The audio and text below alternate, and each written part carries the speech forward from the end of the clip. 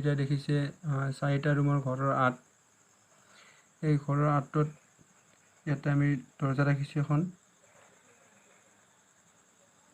আৰু ইয়াতে এখন খিৰিকী ৰাখিছোঁ,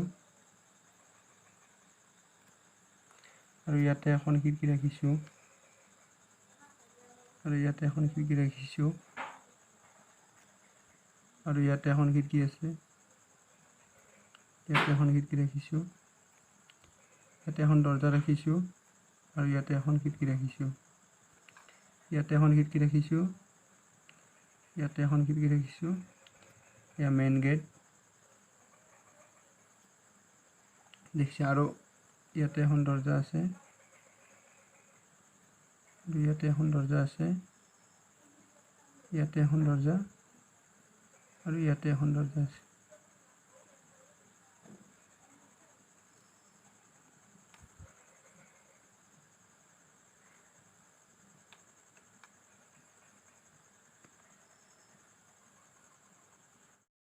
ইফালৰ পৰা চিৰি, ইয়াতে এখন চাৰ্ট হ'ব চিৰিৰ ওপৰত, আৰু মই চাৰু বাউণ্ডাৰীটো মই কালাৰ কৰি দি আছোঁ।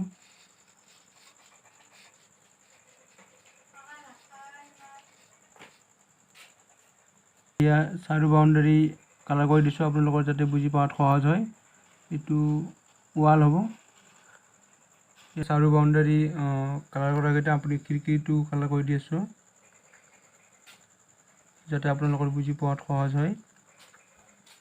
মই খিৰিকীটো কালাৰ কৰি দিছোঁ, মই বেলেগ বেলেগ কালাৰ কৰি দিছোঁ আপোনালোকৰ যাতে বুজাত সহজ হয়।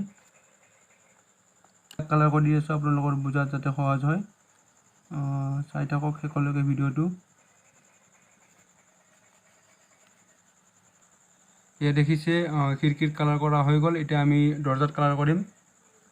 এইখন হ'ল মেইন দুৱাৰ, মেইন গেট, এইখন দৰজা, ইয়াতে এখন দৰজা দেখিছে। ঘৰটো ইফালে আছে আপোনাৰ 34 ফুট,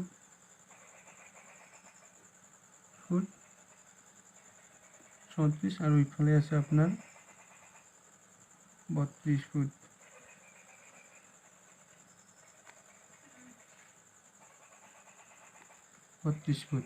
আৰু আপোনালোকৰ ৰুমৰ চাইজকেইটা কৈ আছোঁ। এতিয়া দেখিছে এইটো ৰুম ৰাখিছোঁ আমি 17x16। ইয়াতো আছে, এইটো ৰুমো আছে 17x16, আৰু এইটো ৰুম আছে 13x16।